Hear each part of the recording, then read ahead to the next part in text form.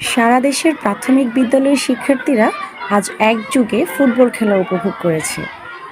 না না, এটা ফিফা ওয়ার্ল্ড কাপ ছিল না, এটা ছিল প্রাথমিক বিদ্যালয় গোল্ড কাপ ফুটবল টুর্নামেন্ট 2026-এর জাতীয় পর্যায়ে ফাইনাল খেলা।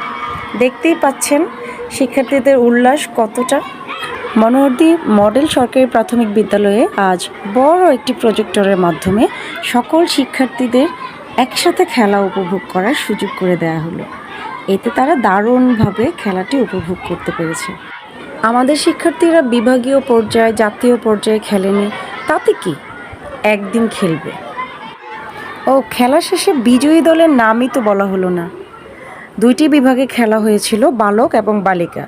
বালক দলে বিজয়ী হয়েছে বরিশালের দাড়িয়াল মিয়া সরকারি প্রাথমিক বিদ্যালয় এবং বালিকা বিভাগে বিজয়ী দল হচ্ছে পাবনার জোরগাছা ইউনাইটেড সরকারি প্রাথমিক বিদ্যালয়। দুটো বিজয়ী দলকে অনেক অনেক অভিনন্দন।